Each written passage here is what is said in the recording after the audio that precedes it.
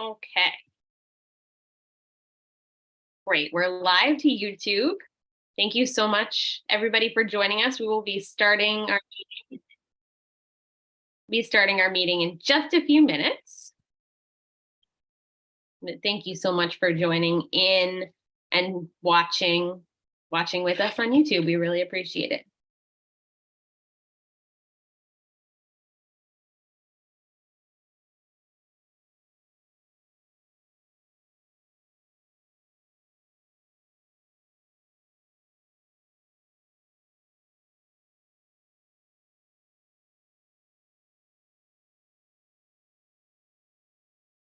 Hey, hi, everybody. We are live on YouTube.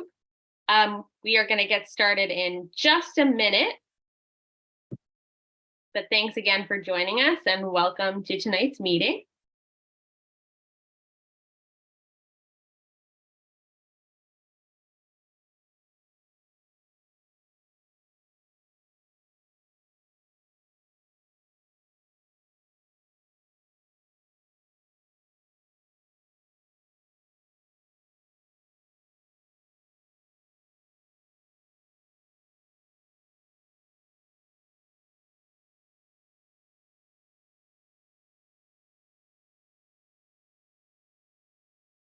Okay, well, why don't we go ahead and get started? So to kick off tonight's meeting, I wanted to set the stage and first of all, say welcome to everybody. Tonight's meeting is a little bit different than usual. We are forming a meeting tonight for the first time as the zoning subcommittee of the Comprehensive Plan Steering Committee. So I wanted to take a few minutes up front and just explain, walk everybody through what we're doing here and why. So first, let's talk about the why. New York state law requires that zoning is adopted in accordance with a town's comprehensive plan. So when the comprehensive plan is updated, the zoning code needs to be updated to make sure that it reflects the vision statement, the goals, and the objectives of the updated comprehensive plan. So to be efficient and to make the most of our time and the project funding, the Comprehensive Plan Steering Committee has designed this Lewisboro process so that the recommended updates to the comprehensive plan and the recommended updates to the zoning code are happening alongside each other. So as a reminder, the town board is the ultimate decision maker. They're the body that will approve the updated comprehensive plan and approve the amendments, updates to the zoning code. So the next question, how will this all happen? So the subcommittee that is assembled here tonight will be working with the consulting team from Nelson Pope Voorhees, or NPV for short, to arrive at a set of recommended updates to the Lewisboro zoning code. So all of these recommendations are based on and grounded in the public input and feedback that NPV has collected directly from stakeholders, residents, community members during round 1 and round 2 of public workshops and surveys. So the recommendations that this subcommittee comes up with, they will be presented to the public during round 3 of the public workshops and surveys that will be presenting zoning code recommendations and the full draft of the recommended comprehensive plan update side by side throughout round 3 of public input. So again, I just want to highlight that all of the changes that Valerie and her team at NPV will be proposing to this subcommittee, they're all grounded in the public input process. And for this reason, and to make it a little easier to visualize, she and her team have prepared a map of sorts, a map of the comprehensive plan objectives. And those objectives, as a reminder, were finalized through the public input process. So she's mapped each of those plan objectives to the corresponding or related sections of the zoning code. And that's where we're going to start tonight. We're going to be discussing the proposed sections of the zoning code for review and walking through the process of how that will happen. For community members following along with us, I'd like to introduce everybody here in the zoning subcommittee. There are 8 members total. There's me, Katie McGinn, as the chair of this comprehensive plan steering committee. We have Janet Anderson, the chair of the planning board. We have Robin Price. He is not here at the moment, but he's a member of the subcommittee. He's the chair of the Zoning Board of Appeals. And then we have Rose Bonanno, who is the chair of the Architectural Community Appearance Review Council. And we have John Wolf in his capacity as the Conservation Advisory Council chair. We have Dan Welsh and Andrea Rendo, town board members who are the town board liaisons to the Comprehensive Plan Steering Committee.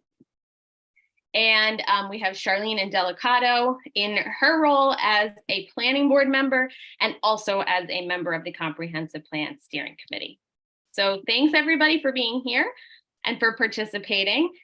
Again, the goal of tonight's meeting is first to discuss the proposed sections of the zoning code for review, and 2, to walk through the process of how that's going to happen. So we want Valerie to leave tonight's meeting with a very clear working plan of what her and her team are going to be doing between this meeting and the next few meetings. And we want the committee, the subcommittee, and the public to leave the meeting with a very clear picture of, very clear understanding of how they will be doing that and how it ties into the broader comprehensive plan update process. So with that, I'm going to turn over to Valerie. And the first agenda item that we have is for her to give an overview of the team's methodology, like what her and her team have done to date and how they came up with the map. And then we're going to go through a discussion of the objectives and the proposed sections to review. And then from there, we'll discuss next steps. Okay, great. Thank you.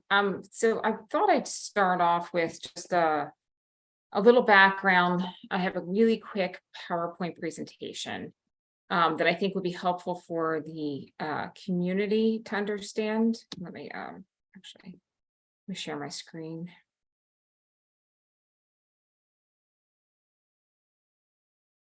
Okay.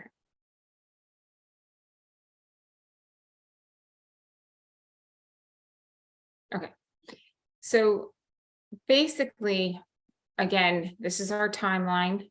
I just want to note that we are here where we're developing the draft comprehensive plan as well as the zoning amendments. So we are right around the time frame in which we were anticipating. So we are on schedule. And we are hoping to have drafts of both the comprehensive plan as well as the zoning changes to the town board somewhere in the range of around November. Okay, so again, we've talked about this. This is a slide you've seen numerous times. So basically, there's 3 components to a comprehensive plan. There's the existing conditions report, which is where are we now? You know, we looked at like various environmental topics and looked at how where the current status of the town of Lewisboro, and that include a lot of maps, data, as well as community engagement and an existing conditions report. And then we started moving into, once we knew we had a good sense of where the town is, it's kind of like, where do you want to go? And so that's where we had a lot of public outreach. We had also the surveys, and then we also developed the vision, goals, and recommendations. And again, those went out to the public, and we received public feedback on that, and have since tweaked a number of those vision, goals, and objectives based upon the input we received. And now we're moving into the 3rd phase. So once we take all of that, now we're saying, okay, this is how do you get to where you want to go, right? And that's sort of the implementation. And the implementation phase is the comprehensive plan itself, where it really provides that framework, and then as well as the zoning amendments. So the zoning amendments, basically, we are going to be looking at each the different goals and objectives that associate themselves that are associated with zoning amendments, and really it answers the question of how do we make it official. Basically, this phase is one in which the recommendations, the comprehensive plan amendments, and feedback from the public are translated into regulatory language. So this will include updating of definitions. This will also include updating zoning districts and their uses to conform to the comprehensive plan, as well as updating regulatory and bulk requirements where appropriate, again, to conform to the comprehensive plan. So I wanted to take a moment here and really just, there were over 20, there was close to about 20 goals in the comprehensive plan, or it's actually 19 goals and about 105 objectives. And out of the 19 goals, this slide here just shows the goals that are specifically have a zoning code amendments associated with them. So for example, land use and zoning goal 1 is to align new development with Lewisboro's current character. And in the objectives of 1.2 and 1.3, which is really looking at review and amending existing bulk regulations and parking, landscape and lighting, to ensure best practices are being employed for all development, as well as review and amend the site plan standards and amend as applicable so that the applications for site plan approval will align with the visual and environmental character of the community. So under goal 2, which is update zoning to accommodate Lewisboro's changing needs, there specifically, this one has a number of different zoning recommendations associated with it. And it really looks at basically modernizing the zoning. So where you look at inconsistencies, you look at your permitted uses, your accessory uses, you review those, you review the supplemental regulations. So basically, it's just taking a look at what you have on the books, whether something needs to be changed, whether there's old language. And so that's really what the goal 2 is about. Goal 3 is focused on promoting diverse housing opportunities and accommodating all generations within Lewisboro. And there are a few zoning recommendations specifically dealing with looking at the accessory apartments, looking at some of your mixed use districts to make sure that what you have on the books would allow for multifamily development, and whether there's some tweaks to help assist that, especially with, we're not necessarily saying that you should have we're introducing new uses as opposed to seeing what's on the books right now and what can be adjusted to help facilitate some of those recommendations. Also, one thing we're going to look at is exploring the development of a senior housing floating zone to potentially encourage additional housing for seniors. So that's something that we'll be looking at. And then also looking at the town's affordable housing regulations, again, to see if anything needs to be updated based upon newest best practices. In goal 4, which is the economic development goals, it's provide an environment that fosters the expansion of local business opportunities within Lewisboro to provide long-term economic stability. And again, in goal 4, there are 2 objectives, and that looks at review and amend bulk regulations within the town's business districts, to see if there's any obstacles that are hindering, some of the development of those businesses, as well as incorporate design guidelines into the business district regulations that might help kind of achieve the aesthetics that the community is looking for in those business districts. Goal 5 is diverse agriculturally based land uses throughout the town to strengthen food security and promote local agricultural economy. There's one specific goal there that focuses on zoning, and that really is looking at reviewing and revising where necessary the town's zoning to allow for more diverse agricultural economy. And again, this is to look to see if there are times if we worked in communities where they want to see agriculture, and it turns out none of their zoning districts allow any sort of types of agriculture, even on a very small scale. So these are the kind of things that we're going to look at. Goal 6 is protect, preserve, and promote and improve access and connectivity to Lewisboro's natural resources. This is where we're going to look at some of the environmental regulations to see if any of those need to be tweaked, to make sure that, that they're appropriate for the kind of natural resources you're trying to preserve. And goal 7 really focuses on protection and enhancement of the natural resources, especially the streams, lakes, reservoirs, and floodplains and wetlands. And so the regulation, the objectives associated with that are really looking at your wetlands, your water courses, your natural resources, to make sure that if they need to be strengthened, if there's any things that maybe have modernized again since the last time that these particular regulations were adopted, that the town might want to consider. In goal 8 focuses on sustainability and resiliency, really focusing on green infrastructure technology and best building practices. And this is where we're going to look at, your alternative energy utilities, dark sky lighting, encourage sustainable and green buildings. And again, sometimes communities don't realize, but they might prohibit certain alternative energies from coming into the town, or make it so prohibitive that people aren't interested in going through the process to bring, like, for example, solar. So those are the kind of things that we're going to look at to help identify and potentially amend your zoning. Then in goal number 9 really focuses on infrastructure. And this is really focused on the goals associated, or the objectives associated with that, are looking at septic systems, and just if there's anything that can be done to help strengthen some of your septic system regulations. And then we jump down to goal 12, which is maintain existing recreational facilities. And this will look at making sure that your fee in lieu of recreation is up to date, and making sure that you do have regulations on the books to appropriately be able to regulate new recreational resources as you potentially continue to develop.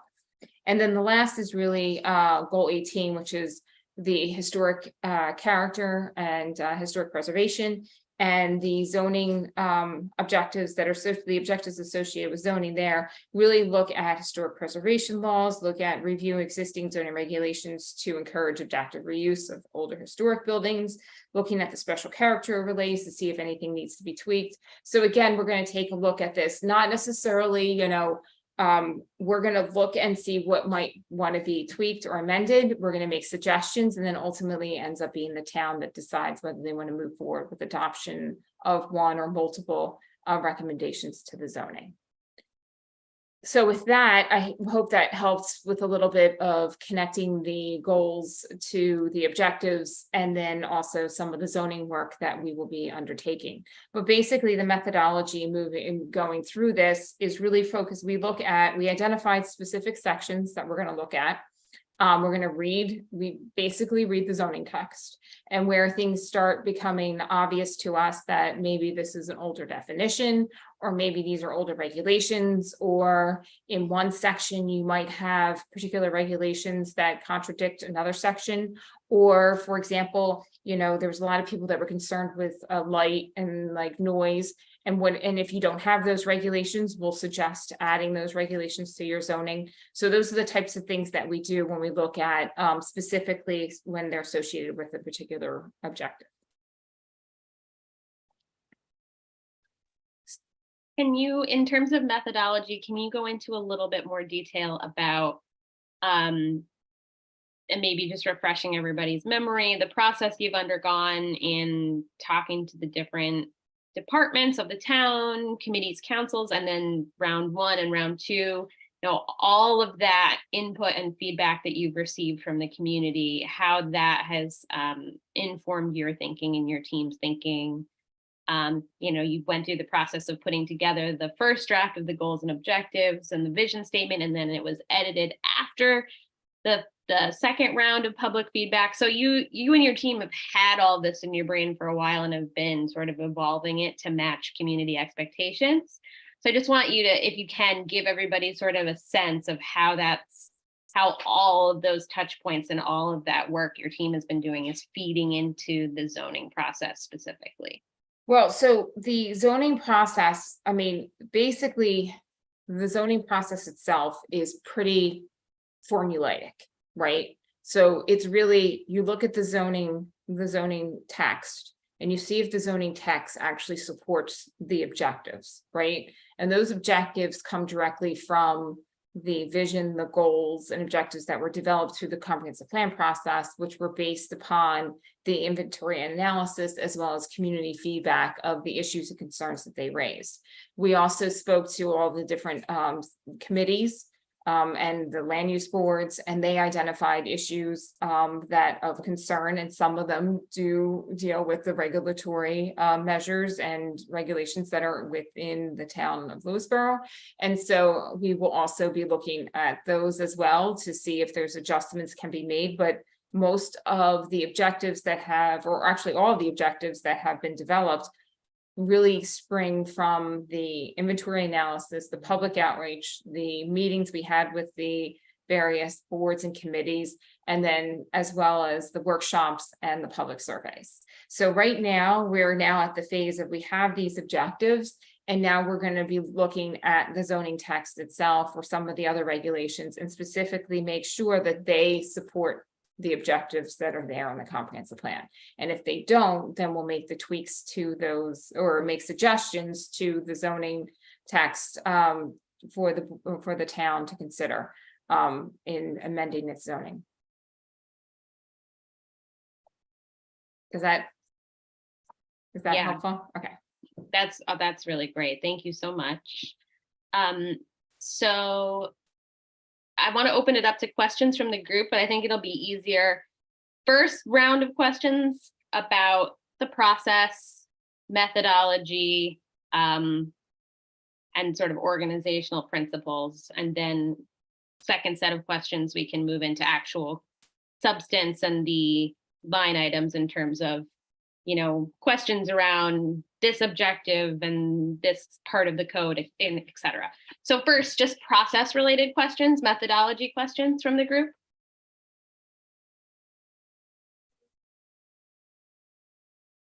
Jan, go ahead.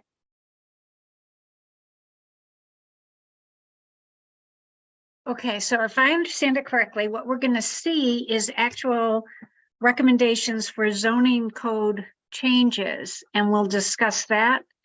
And you'll provide that, or do you want us to, I'm just trying to figure out how to make this most efficient and effective. If we think, as you've gone through some of these goals, that, you know, oh, that reminds me of this aspect of the zoning code that I've stumbled into, you know, being in the planning board, that isn't really clear. Let's talk about that.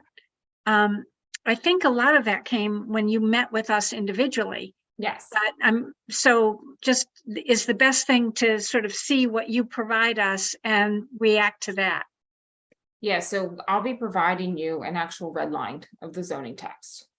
Right, so you'll see what we're proposing to remove and what we're proposing to add.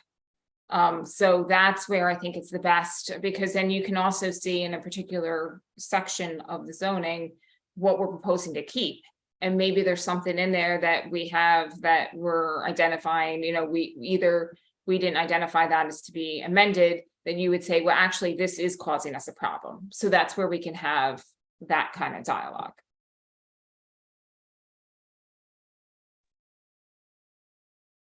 Did that answer your question, Jan? Yeah, let me sort of ask a follow-up. So starting with our zoning code, you know, there might be whole chunks that are sort of missing. And I think what I'm hearing is we'll still wait and look at this and think about it. And then if we think that there's something, and like there's nothing in our current zoning code that has this senior overlay that you've talked about. That's correct. That will be imposed, that will be inserted in as part of your corrections. Great. Okay, thanks. No, I'm good. Okay, thank you. And anybody else? Andrea? Yeah, so I'm wondering if where the work of the committee ends and the town board begins at this point, because now we're talking about zoning text amendments. So Jan, in the unique position that she is, she wears many hats. And I think sometimes, just a few, and sometimes, you know, there's overlap. So her comments about looking at them and maybe making recommendations, because she knows and on a weekly basis uses our code in her, you know, wearing the hat of chairman of the planning board. She sees things in action, and so she can, from that perspective, comment on what works and what doesn't. But as a member of the committee, are we going too far? Like now, is it, Val's job to put together these, zoning code, proposed zoning code amendments, and then it goes to the town board? Because I thought, and I may, be wrong, or perhaps the job of committee is kind of expanding and contracting as needed. But I thought when it comes to things like this, like drafting and ideas, that then it then moves to the town board, that the biggest job, or the primary job of this particular committee, was the community outreach, the participation, and the getting the ideas in and helping to that end. So could you just remind us what the parameters of the committee are, so that everybody understands going forward? So Katie, why don't you speak about, and then I can talk a little bit about how committees are typically used in a comprehensive plan process, because you are correct, it ultimately ends up being adopted by the town board. So I can talk a little bit about my experience and what I was thinking for this committee. But Katie, why don't you start? Yeah, so the way that we've set this up, and I'll let Valerie correct me if I'm wrong on anything, and correct me if we've misunderstood sort of best practices here. But so the Comprehensive Plan Steering Committee, as sort of an umbrella organization, exactly, the mission there is to ensure participation, inclusive participation, and to facilitate the process. And then we've created this zoning subcommittee of the Comprehensive Plan Steering Committee that has some overlap in terms of members of the Comprehensive Plan Steering Committee. So it has me and John and Charlene, who are members of the Comprehensive Plan Steering Committee. But John is part of this subcommittee wearing his chairman hat for Conservation Advisory Council. And Charlene is here on this subcommittee as a joint member of the steering committee and the planning board. But then everybody else, Jan as the chair of the planning board, Robin isn't here tonight, but as the chair of the ZBA, and Rose as chair of ACARC, and you and Dan as the town board liaisons. We've sort of formed this like, multi committee to act as a first sounding board for the proposed changes to the zoning code. So the idea is that you and Dan are here to sort of represent the first look of the town board, but then pull in insight and expertise from Jan and from Rose and from Robin and from John and from Charlene. I'm really just here to facilitate. And then, hopefully what we can give to the town board as a draft will be a little bit more polished. We'll maybe have a little bit of like the execution kinks worked out. Like Jan will be here to say like, well, how is the planning board actually going to implement this? And Robin, we'll call him Duff, will be here to, kind of say the same thing. Same with Rose. Like we'll be able to work out a little bit of that like behind the scenes execution stuff before it hits the desk of the full town board. But hopefully you and Dan being here and being part of it will get a first look, and we'll be able to take any questions back to the town board. Like, hey, we're debating this, like, where do you guys stand? And kind of facilitate that. But Valerie, please let me know if I've interpreted that correctly and if that fits in with what has worked well for other towns.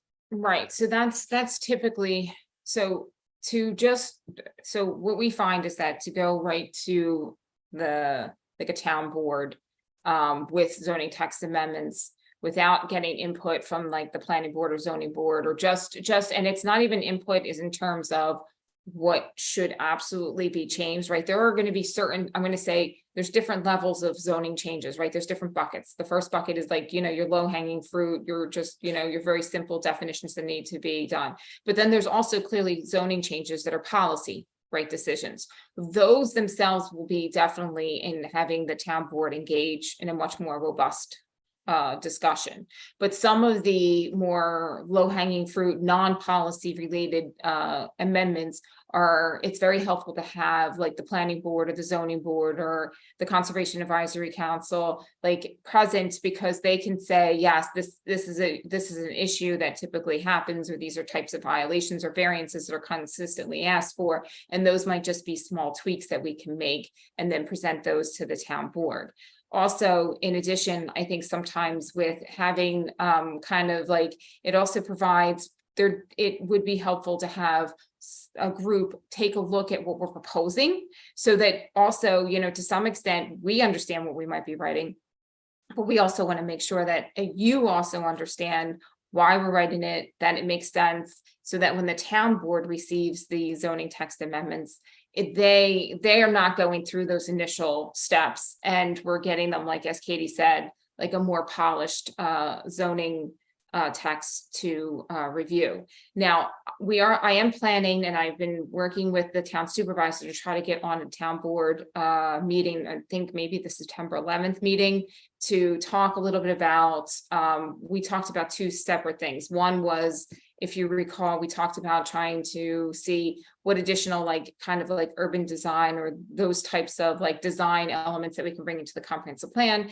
But then at that same meeting, I wanted to talk to the town board about the zoning and how we're planning to start moving forward with the zoning, and take any initial questions or concerns, or if there are very specific policy issues that need to be brought up at, you know, at that meeting, we can talk a little bit about that at that point in time, because there might be some particular, you know, areas that the town board says, well, actually, we don't want to move forward with this at this point in time, but we prefer to move forward with the other elements. So that's sort of like, so this was going to be the initial, like, this is what we're planning to do, this is how we're planning to attack this, and then we're going to talk to the town board. So let's just say, for example, on tonight's call, you know, I think at some point there was a discussion of like short-term rentals. Well, if ultimately this committee says we need to have the town board adopt a short-term rental law, like immediately, that's something that we're not even necessarily proposing right now, but that's something, if the town board said, yeah, we really want to have that happen, that's something we can talk about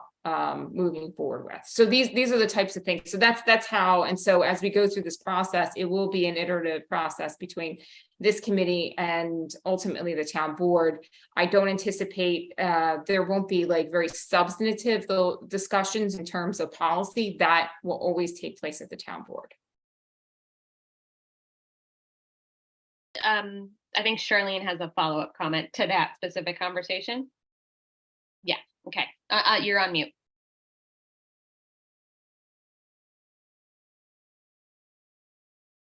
Andrea, it's like there's one specific that only the planning board would really see. And that's like the width of the parking spaces and how it relates to the EVs. Because there's a difference, and we've been stuck with what we have now, and yet with the EVs, they can be shorter or longer, I don't remember, but one or the other. But that's a very technical thing that the board would not really be presented with on a usual basis, and it's a technical change. But you know, Jan has enormous, and Rose and all the heads of the committees, and John really have that technical picayune, maybe areas that would help us in our jobs and would help also the town. And as Valerie says, it's not policy, it really is technical stuff. John, do you have a follow-up comment to this particular conversation? And then I want to go Yes. back to Andrea. Okay, go for it. So my understanding is we're going to present really at the end of the process, two things to the board, and they're related. One is we're going to present the board a comprehensive plan. And it's up to the board to accept it, send it back and saying you need to make these, you know, changes, those kinds of things. I think the same thing is consistent with the zoning, as we are going to hopefully present a set of zoning changes to the board that are consistent with the comprehensive plan that we presented to the board. And once again, it's really the town board that either adapts only the town board can change the zoning.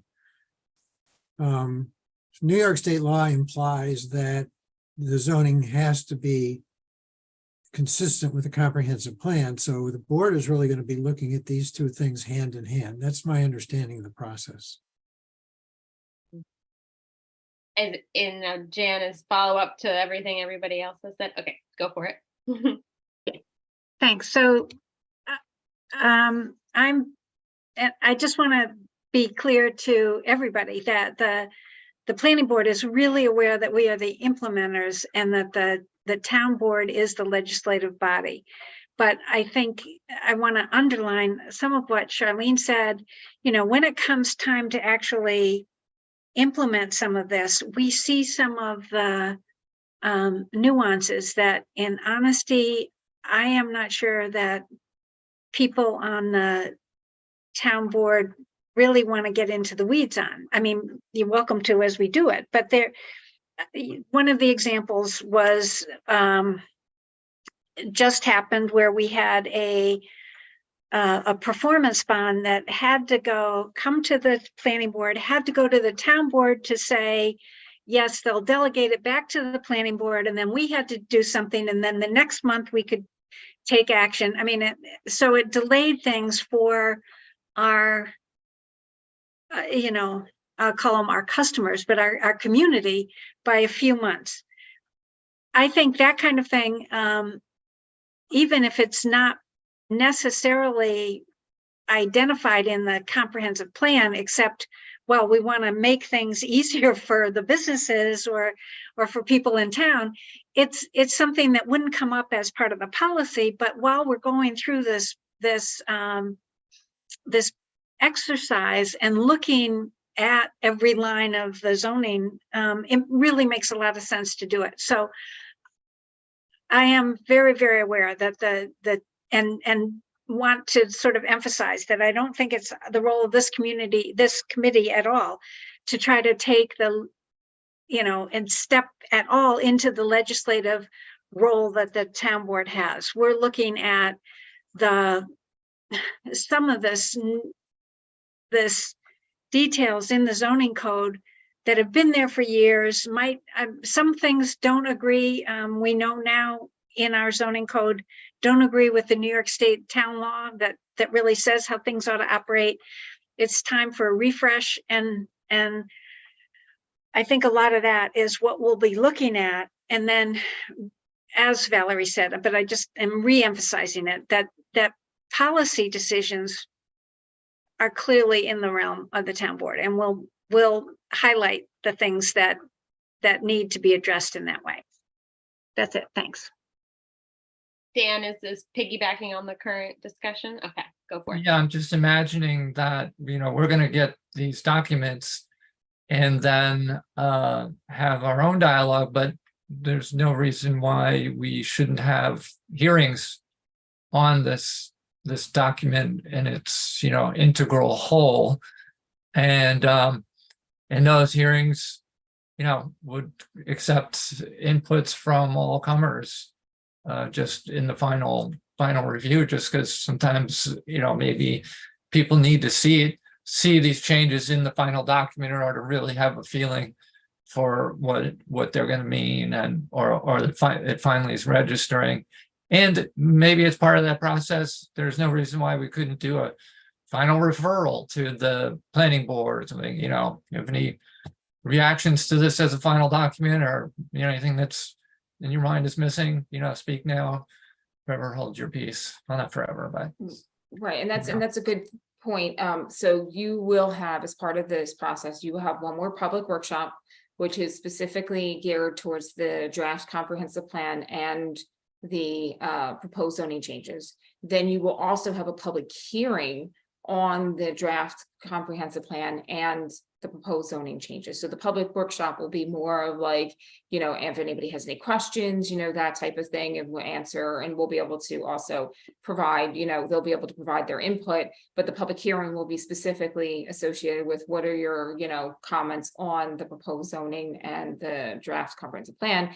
And then ultimately, and I'll just have to double check the town code, but a lot of communities have an automatic requirement that when there are zoning amendments that are being done, that they have to be referred out to the planning board for recommendation, which is another reason why it's always nice to have a planning board member on board so that they're already familiar with what is being proposed, so that they're able to help with that recommendation.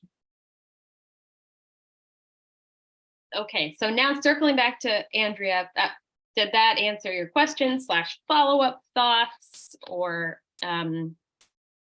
follow-up thread for more discussion? No, that answered my question a little better. And I think we just have to kind of see how it goes. And Dan's right. I mean, every change that we make to our code requires a public hearing. There's going to be additional opportunity for the public to be heard anytime that there's a change, amendment, new law that comes into our code, which is fine. I just wanted, it's been a while since we had this discussion. So I kind of wanted to bring it back up to the front again so that anybody who watches this meeting understands where we're going. And, because I'm sure we'll get some comments. Oh, well, this committee is making law. No. Right. But I think it's best that the community hears it from the committee members and from Val, and from you, so that that's a better understanding. And, Dan and I are here as liaisons just to go report back to the town board so that they know what's coming, et cetera. And we'll talk about it then. Yes, absolutely. And I want to emphasize that and highlight that we really do want that back and forth dialogue with the town board, because the more we can have that as we go, the more efficient the process can be. We save consulting hours, we save town board hours at town board meetings. Like, if there's stuff that we can be discussing as a group with the town board directly as we go, I think that would be really helpful. So we've made a lot of efforts to try to keep all of the town board members, not just you two as liaisons, but keep everybody in the loop and let them know, like, there's a direct line of dialogue here. So we'll do our best to make sure that continues to be crystal clear, and that all the materials, all the red line changes and everything is posted to Google Drive and available to anybody on the town board who wants to look at it as we go. We encourage and welcome that sort of collaboration, but definitely looking to Andrea and Dan as the town board liaisons to sort of help facilitate that and make sure that everybody is brought into the process and understands what's going on. And we, as the Comprehensive Plan Steering Committee, will continue to do our best to make sure that's clear to the public, and the public knows what their role is in this too, because we still have this last round of public input. And we've done a really good job, I think, of making it an iterative process where it's not just like free form discussion, like people actually got to see the tangible goals and objectives and comment on them directly. Same with the draft of the plan and the zoning code. Like, they'll be able to see it and touch it and address it directly before it gets to the public hearing. So there's lots of touch points and lots of places for this collaboration. Rose, do you have a follow-up? You're on mute. Just unmute yourself. Can you there you go.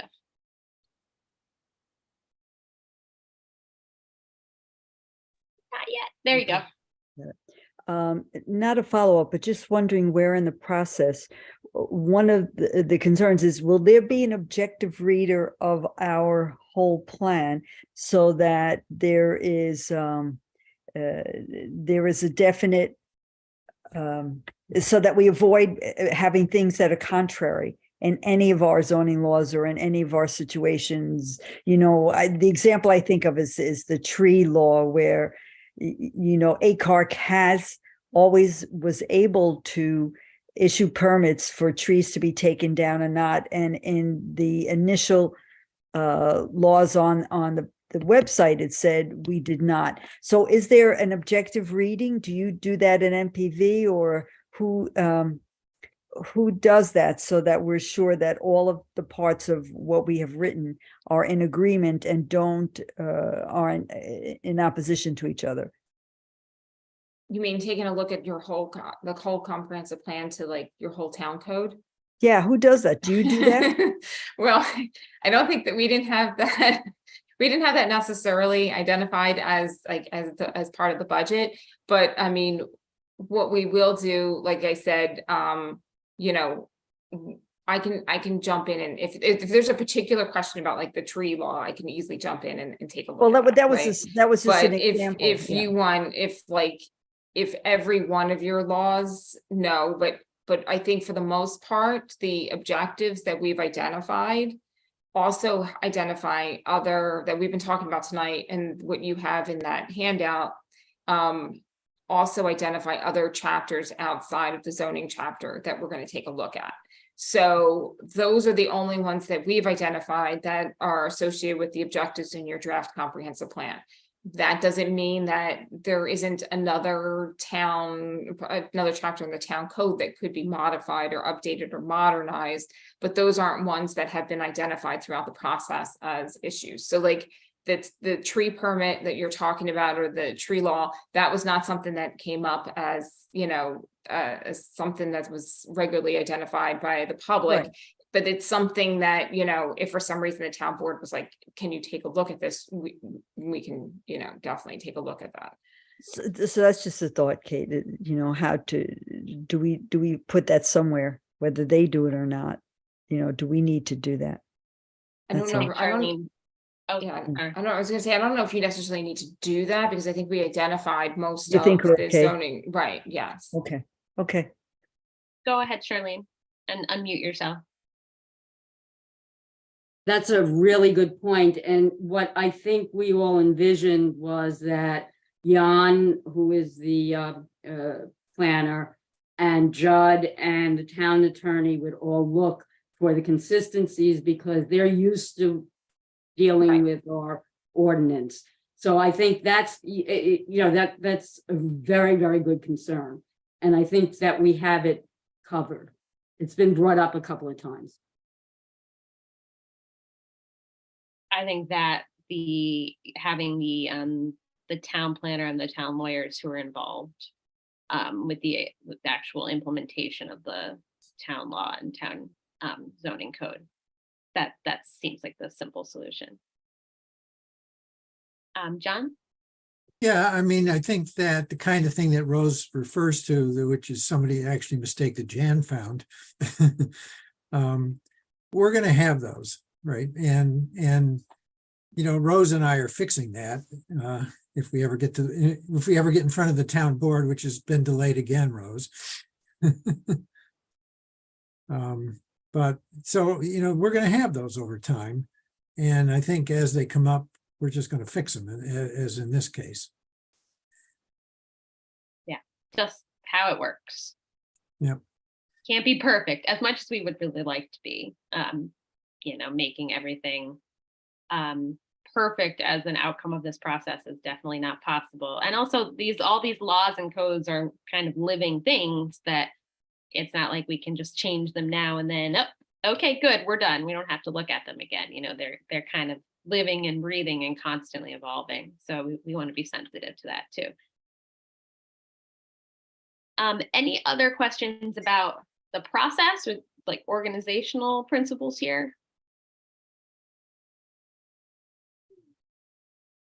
Okay, so I think what might be helpful in terms of, Valerie, tell me what you think about this. So thinking about the different objectives and how they relate to the code, would it be helpful for you and your team to hear from the group what should be prioritized in terms of like the first drafts of the first red lines that get sent out? Or do you guys already have a map of what you're planning on doing first?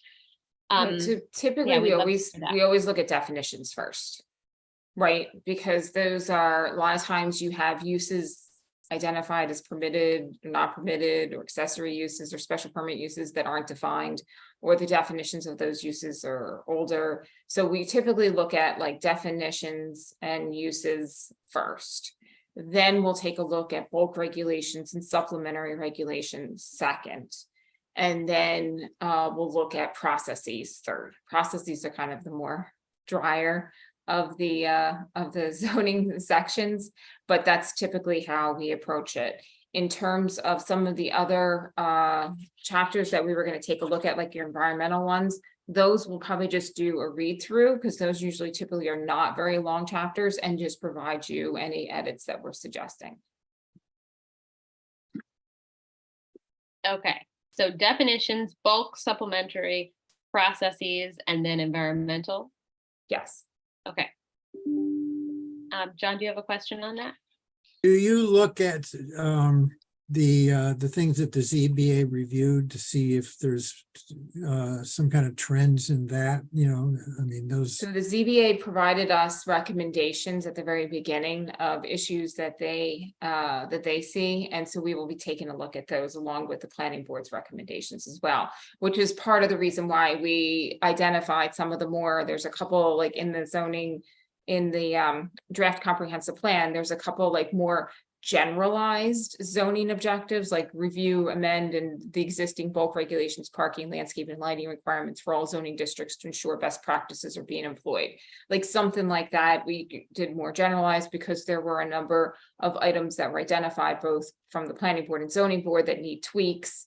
That, then and then like they're very small technical types of issues that we can deal with as part of that objective.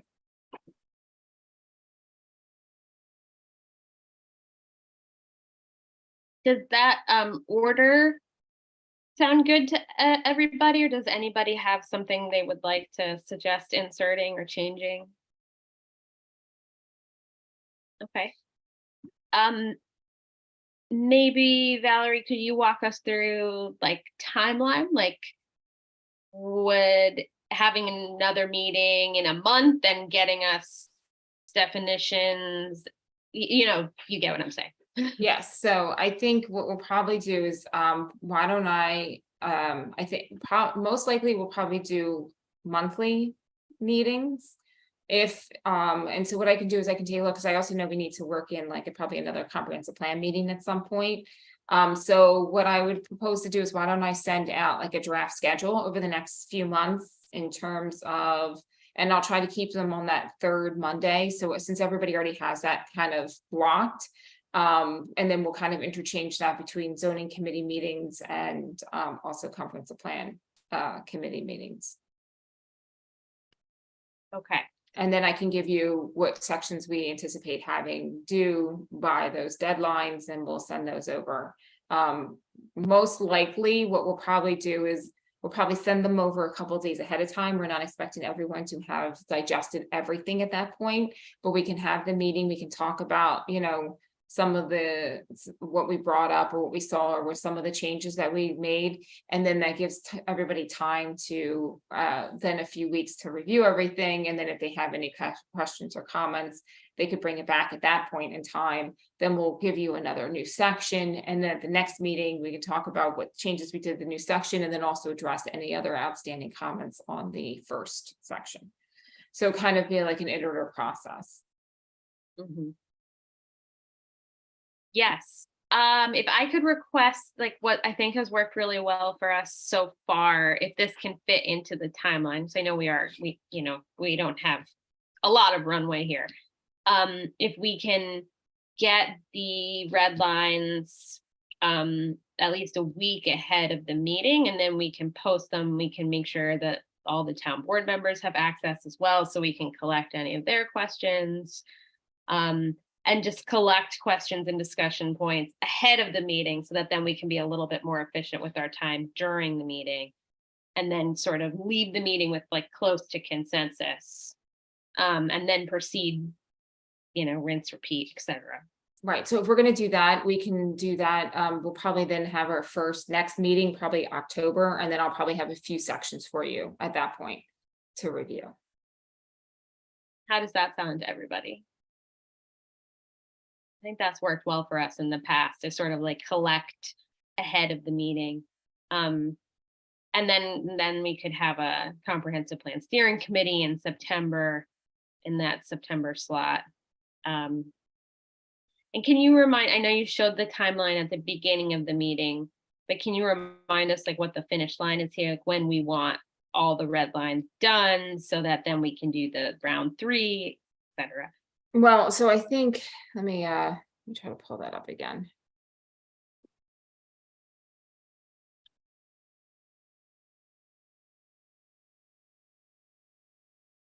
So this is not, again, this is what we're proposing to try to do. Can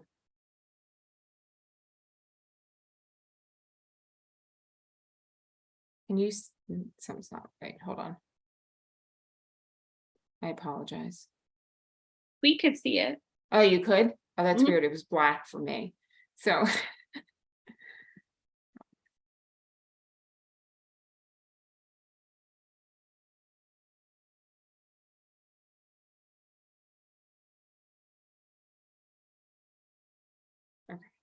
There we go. We can see it. It's a little Okay. small, but we can see it. Well, I'm gonna turn it up a little. All right. So, and that's too big, sorry. You can just Um, talk us through too. All right, so what we're proposing right now, if as I scroll down. So right now, the draft comprehensive plan and zoning amendments, we're proposing to have those completed sometime around November and December is the time frame. And let me just scroll a little bit. I apologize, sorry, this is not, okay. So this is like October, December is when we're proposing to have like drafts available. And then we're proposing to complete the full process by January and February. So that's the plan right now. The third workshop, we were anticipating having that sometime, I believe, in November. And again, it doesn't necessarily, the third workshop doesn't necessarily have to be when we have like the final drafts, but at least it will provide everybody a general sense of what it is that we're proposing. Also, hopefully we're planning to have the draft of the comprehensive plan potentially available at that point, and we can do, and our thought was to do a presentation on the plan itself, and the objectives, and then also just kind of do a presentation as to what we are anticipating doing as part of the zoning. And by that time, we'll have a lot more detail to be able to present to the public and then take feedback. And then we will actually have the full drafts. And then this is where we have the public hearing in January for the comprehensive plan itself and the zoning. So it will be like a little bit in stages, but we anticipate over the next few months having, again, most of the drafts ready for the zoning. And I guess, and that will also, and I say this, as long as, if we find ourselves going into this, that there are, and even including the town board decides we really want to do a little bit more of an overhaul. And again, when I say overhaul, it might be something like, we want more lighting standards. We want more, we want to look at our noise ordinance.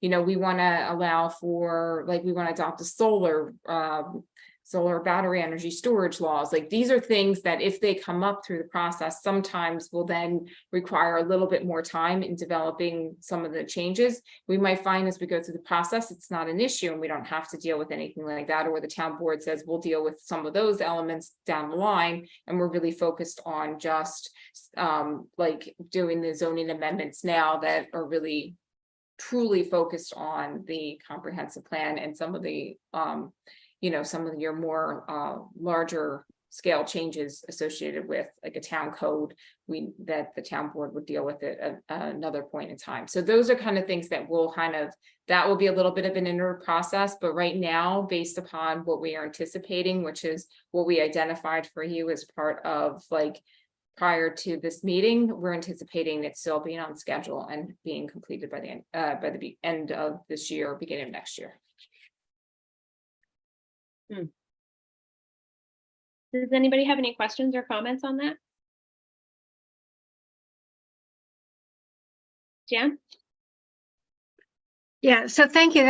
That's helpful. I guess I'm a little bit concerned about as we get towards the holidays, how much time we'll have. So I would, even if we don't have a meeting coming up, if you get like the definitions done, let's say towards the end of September, but it's not, I just as soon have a chance to look at some of these things and try to keep us on schedule. That would be one, that's, Oh, yeah, absolutely. Yeah, Okay, as soon as we're done a section, we'll easily send that over to you. great, absolutely. okay. And then the second thing is, you had mentioned, and I don't know if this is part of the topic, you had mentioned something about a September 11th meeting with the town board, and just wanted to see, are we, the zoning, this subcommittee, supposed to have anything done by then? Because that's amazingly close. So, No, it's going what's to be the a purpose of that? similar, right, it's going to be a similar discussion that we're having tonight, and I'll probably send them a very similar, or actually probably the same zoning work and relation to the comprehensive plan objectives document that you received to the town board to answer any questions that they have. And then I probably will highlight a couple of the more policy related decisions that they would need to make, just to get their feedback as to whether they want us to look into, like, for example, the biggest one that I can think of off the top of my head right now is the senior housing overlay, right? So that's something that the town board would, getting direction from them as to, yes, we really do want to see a draft of something like that, or at this point in time, we'll leave it there in the comprehensive plan. We really want to focus on some of the other elements. So there's a couple policy related, zoning, potential zoning changes that I probably will bring to their attention to make sure I get their feedback, and then also then can bring it back to the committee as well. Any other questions on the timeline and sort of where we're going from here? Okay, good. Then I think that timing, it might be tight, but I think it's doable. And it makes a lot of sense to have our September monthly meeting be comprehensive plan steering committee, so we can sort of iron out the logistics of a public forum in November, and figure out if we definitely want to go ahead with that. And then we can do the Right. red line, sharing of red lines and things sort of behind the scenes, and have a dialogue going via email and Google Drive. And if for some reason, let's just say it's ultimately because we ran into this similarly in the spring with the timing of some of the public workshops or whatever, that doesn't necessarily mean that the whole process stops, right? So if for some reason the town decides, November and December are just not going to be good months to have this public workshop, and you want to move it to January, we can, but that doesn't mean that the development of the comprehensive plan or the zoning changes wouldn't be moving forward. They still would be. And what it would just mean is, and maybe instead of like a February adoption, it's a March adoption, right? Because you could have the public, because everything could be completely done, you could have the public workshop, and then you could go right into, after the public workshop, making any final edits, then go right into your public hearings and then finish the process. So my point is, by moving something one way or the other, it's not detrimental to the overall timing of your process or the process itself.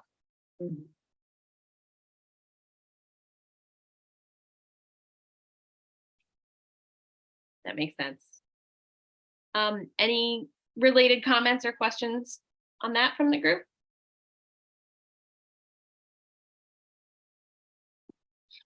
Okay. Just looking at our agenda.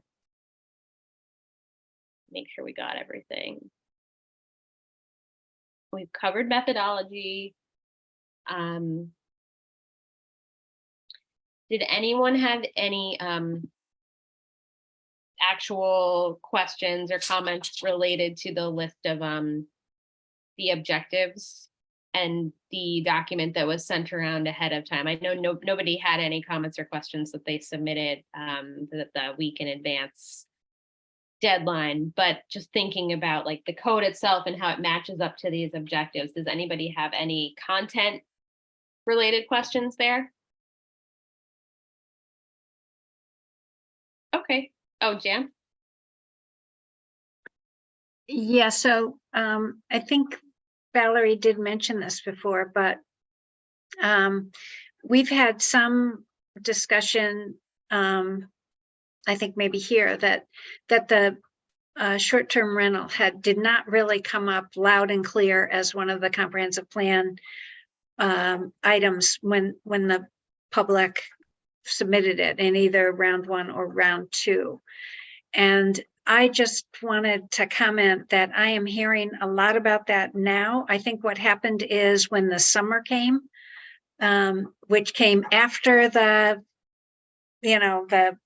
prior workshops, we're hearing, I've gotten a couple things at the planning board. I've gotten some questions just on the street as a planning board member where people say, hey, is this what's happening with this? So even though that isn't, I'm going to say, something that was driven by the prior public meetings, I think when we talk about accessory units and everything, it's going to come up. So I'm just, I guess, asking that we consider, and that's going to have to be a town board legislative decision, not something that's around the edges here. That I think that would be something that it is very likely to come up at the session 3 of the public workshop. So I think it would be great to, if we could, to build it into the work that we're doing now. And I think I'm going to, say to both Dan and Andrea, it's a tough question that I don't know what you want to do about it, but I am hearing from a lot of people about it. And I think this plan would be a good chance to, consider, especially with the expertise of NPV and Valerie, who I'm sure have seen this and heard it in other communities, to bring forward what might want to do. So again, I don't have an answer, but I know that it's become bubbling up in the community.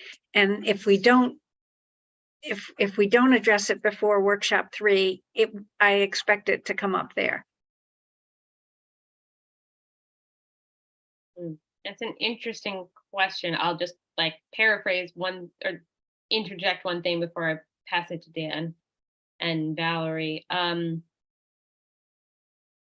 We've been so careful this whole time about our process and making sure that the feedback that Valerie and her team are receiving is coming directly from the residents, the stakeholders.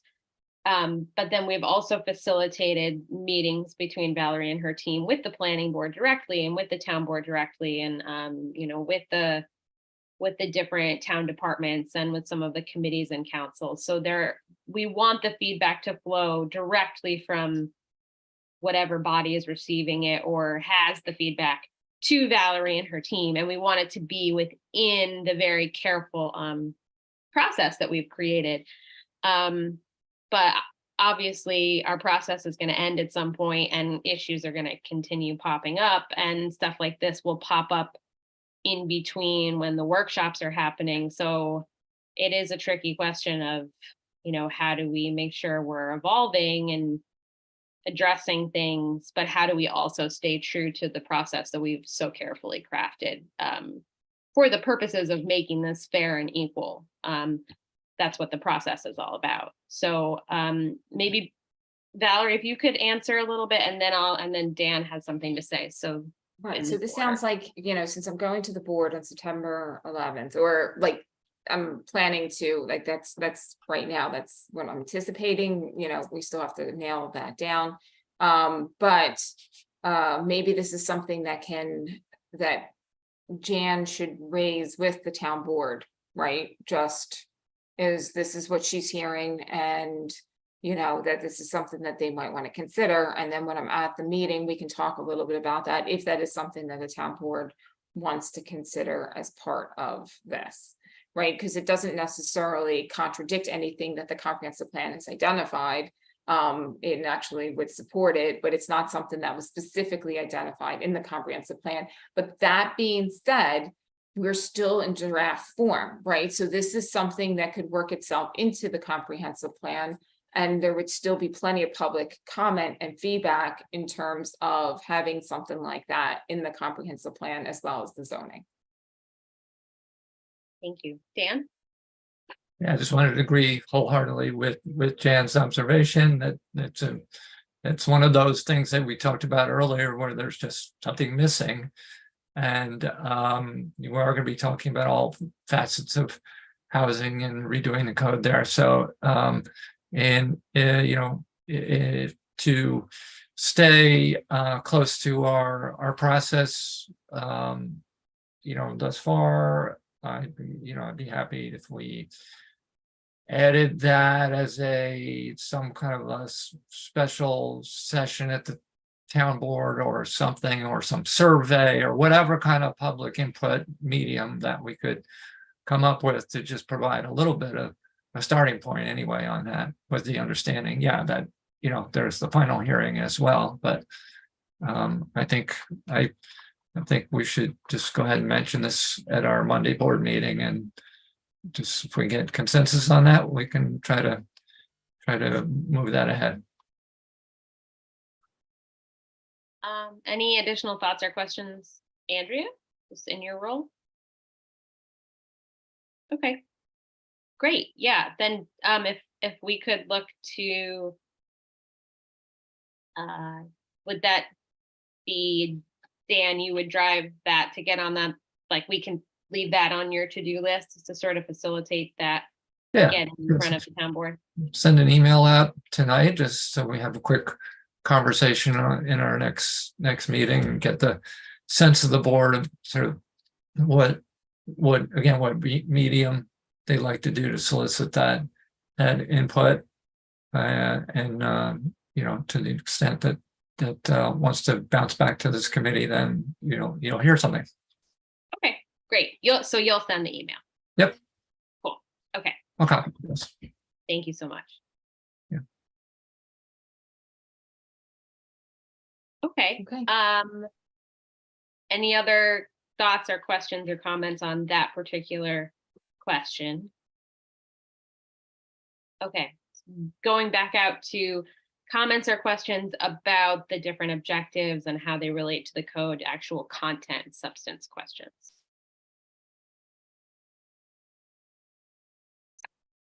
Okay, great. Well, I think going back to my notes from my opening remarks, I think we have definitely accomplished.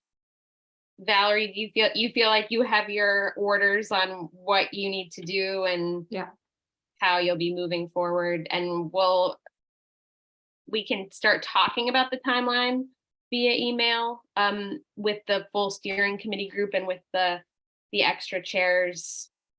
What's nice is that this subcommittee, all the different chairs of all the different committees and councils have also been involved with the steering committee monthly meeting, sort of as extra participants. So everybody's in the loop, which is nice.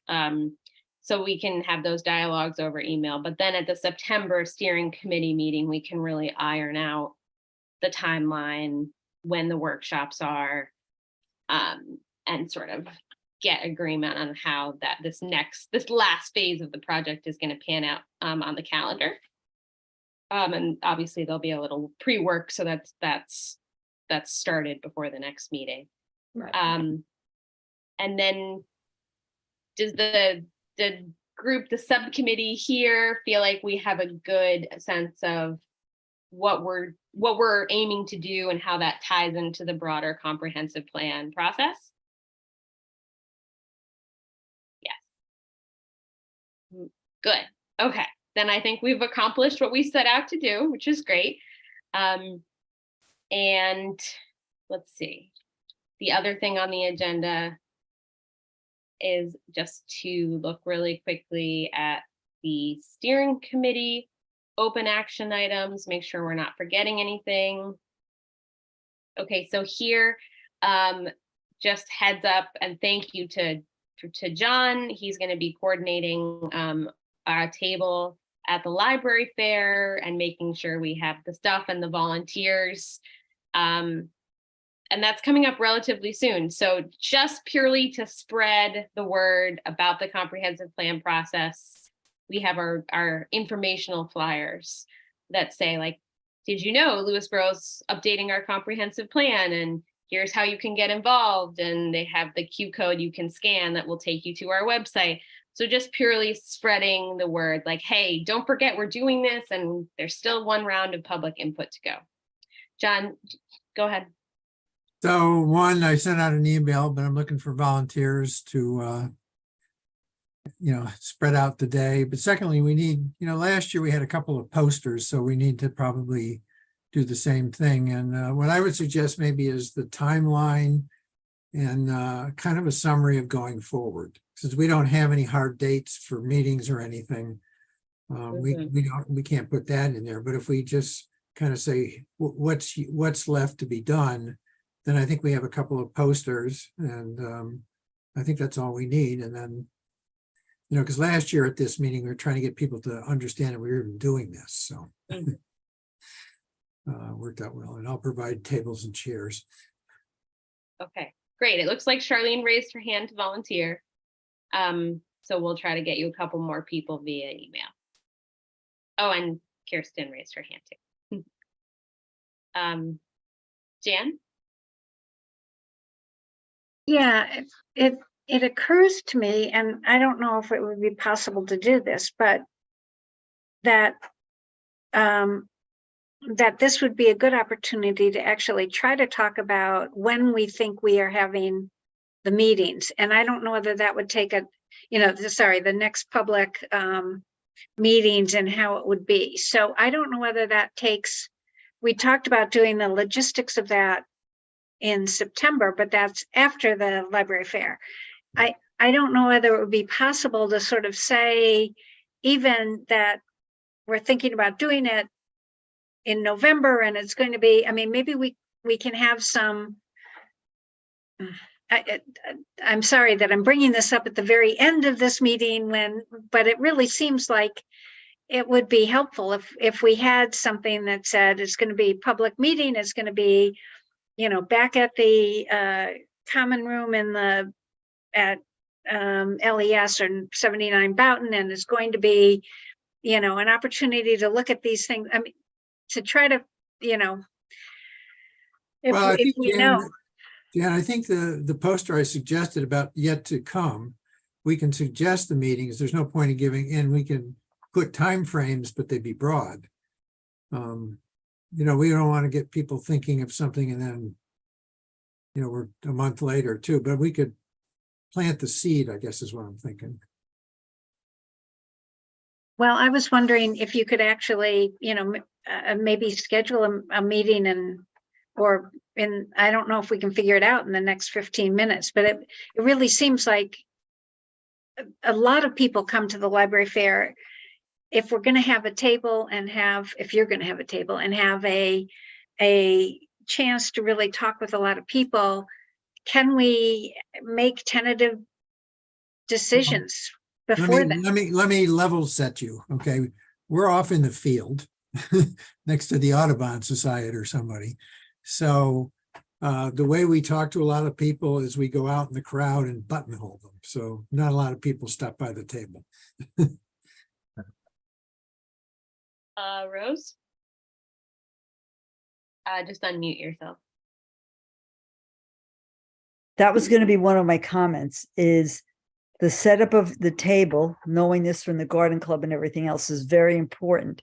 I'm not sure if you can get yourself closer to where some of the vendors are. If you could get by Attic Treasures, that would be huge, because everyone goes to Attic Treasures and you would get input from everybody. That's one comment. So I think table placement is important. But the second thing is, I know that it is late and you're right, but you're telling me November, December for the third meeting. And I think about all the folks, and I think about how hard it is with the different organizations I'm in and trying to pull people in, because it's such a crazy time. I'm afraid that we may get lost in the shuffle depending, if it's the last week in November into just, it's those, I know it's, it may not be big things for us, but I know that they are very busy times. Families, there are Christmas parties and holiday parties, Hanukkah, Thanksgiving just finished. I just fed my family. It's, so just keep that in mind. Sorry. Charlene? You know what is a treasure that we're not pushing, and I think we should push, is the website. And we can't give them any great dates, but if we can give them, a scan code or just push it and push it. And so just, if you want to know about it, there's everything there, and that's where you have to go. And, we have executive summaries that you don't have to read a lot, but you really have to get in and really push that, because at this point in time, meetings, Rose is right. We really should have, Janet's right. We should have a meeting, but it's not really the right time for it. But we do have the website, and Katie, you did a fantastic job. So we should have a handout with the QR code on it Yep. as part of that. Yeah, so I two think that posters. would be the most effective, I would think. Yeah, because when we go around the crowd, we have to give them something. Yeah. Because, you're right. They go to Attic Treasures and they don't go to the tables. So, Right. Yeah, last time we were all around the place. We just wandered. yeah. Rose, you're on mute. All right. People learn in a lot of different ways, and some people are not visual learners, they're auditory. Going on the website, is there ever an auditory, is there a verbal explanation that hits on the bullets? I know that sounds funny, and I know that we're in midway in this process, and I don't know how Valerie feels about this, but when you teach in different modalities, and right now our only modality has been, this block of words. I'm a phys ed person. A block of words is hard for me, but it's just a thought. Could you put a little video on the video on our website? You'd be good, Kate. You'd be excellent. We do have We have a copy. we do have some videos, yes. Okay, so that's what I was going to ask you. I don't know, because I had the videos do they address the different, well, if you've done it, and then do they address the different things that you want feedback on? What is the video? The last time we did one was in the last fall. So it was more of like here's what's coming, here's the rest of the process. So we would have to do a new recording. It's a recording of a Zoom meeting. So a Zoom presentation, not a meeting. We would have to do a new one. I don't see why we can't. I'll add that to the list. What it always comes down to is volunteer availability and time, because that's not something that we have in the budget for NPV to do. So it would be something the steering committee would take on in a volunteer capacity. I'd But be yeah, I'll interested add it in to the doing that list. if you need help. Okay, great. Thank you. I hear what everybody's saying about November. I think we would have to be, very early November to avoid sort of the holiday season meeting and party overload. But then early November, the feedback we got last year was that bumped up against the election day. And so a lot of folks were worried that the messaging and the reminding would sort of get lost with the election day stuff. So it is a little tricky. And obviously early November too makes it so that we would want to start sending out the save the date in early September, which is coming up really fast.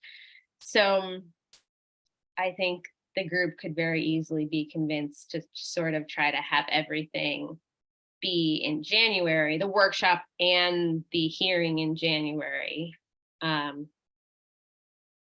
January has another host of issues that there's a lot of meetings and stuff there too, because everyone else thought the same thing. So I don't know. I don't want to make that decision without the full steering committee, because that kind of falls back to the steering committee's role as facilitating the process. And then also I think we would really love the town board's thoughts on that too, and just what you all have seen in terms of, you know, your calendars and being part of the community in that way for a while. So maybe if everybody could just give that some thought. If maybe Dan, when you email everybody, the town board members about the other topic, if you could just throw in a question like, hey, could we just chat quickly about a preference for early November versus January for the next public meetings or workshops, of the workshop and the hearing? Edie, yes. just if we do something in the early November, it's gonna have to be a different modified type of thing, because we might not have the full zoning. We're definitely not gonna have the full Then- zoning ready. And Yeah, then I when don't the think- comprehensive plan, while we should have a draft, I don't know whether the draft would have already been reviewed by the committee, right? Like, so I don't know how finalized some of the documents you want to have be posted for that public workshop. So I'm just kind of throwing that out. I mean, we can adjust, like if for some reason the town really wants to have like something in November, we can come up with ideas on how to address it without having those final documents ready to go. That would be my only concern, because it's really, I mean, we're already at basically almost September. Yeah, I don't think that's ideal. So then maybe let me reframe the question. If the town board and everybody could just give a little thought to, are we okay with January? Does anybody have any objections to that? And if so, then we'll figure it out. Let's make it work. But everybody just kind of give that some thought. Like, it sounds like we might bump up against some issues if we try to rush it and do it early November. I mean, but maybe late November after Thanksgiving. I don't know. I think the only practical, difference is we'll obviously have these elections coming up in November. So, the constitution of the board could be different, but there's no way to move so quickly that we would make any adjustments for that, other than maybe extending on the other end or something. But certainly not going to try to get everything done by that time. That doesn't sound like a good plan. Mm-hmm. Yeah, Jan's saying first week of December in the chat. I mean, that could potentially work too. I don't know if people start checking out after Thanksgiving. I don't know, but I know we're not going to. I think it's too soon. I think it's too soon to really know. I think we'll have a better handle on it come October, where we kind of are, like mid-October. And if it's got to be moved to January, so be it. If the calendar fills up with lots of stuff, so be it. If the first week of December could be perfect, it could be, it's tricky. You're all correct. Between Thanksgiving and the end of the year holidays, it's really very tricky. Everybody's being pulled in a million directions. So, worst case, it has to be moved to January. It's moved to January, but I don't think we can foresee right now in August where we're going to be come the beginning of October, mid-October. Mm-hmm. Yeah, thank you. Yeah, let's put a pin in it. Everybody keep thinking about it, and we just need to have some discussion in the next couple weeks to sort of decide if we need to make a push for a certain deadline or not. Okay, I think that takes care of all the open action items. And I will just add one last plug. Thank you for everybody who's mentioned the website. Just a reminder to the group and to everybody watching on YouTube that there's a lot, everything is posted to the website. So if you're on the website and you go to the draft documents and past public workshops tab of our page, all of the raw input from round 1, round 2, all the survey responses, the summaries from the in-person workshops, that's all posted. The current draft of the vision, the goals, and the objectives, that's all posted. the inventory and analysis report, that's posted. So that is basically like all of the little bits and pieces that are going to come together to form the plan. They're all posted there, and you can refer everyone to that page for download. And the Google Translate function helps that be available in lots of different languages. Yeah, and the website just has everything. So we'll keep thinking about how to make that a little bit more dynamic. Okay, so I think we've covered everything. Any very quick lingering thoughts? Okay, awesome. Well, thank you so much, everybody, for your participation. Did I miss, do we need to vote on minutes? Kirsten, did I miss anything there? I wasn't sure if you wanted to wait for Larry and Mark to be involved. You have a quorum with the three of you. Yeah, and they've seen them, so they've had a chance to add anything. So I think I'll go ahead and make a motion to approve the minutes from our, what was that, our July meeting? July 17th.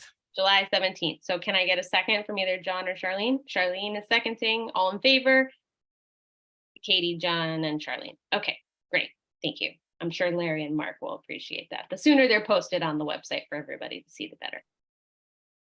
Okay, awesome.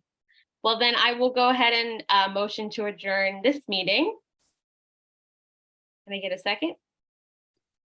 Rose, second. All in favor? Everybody? Okay. Thank you so much, everyone. Really appreciate your time, and we will be in touch via email very shortly. Thanks to everybody watching on YouTube. We really appreciate it. Take care.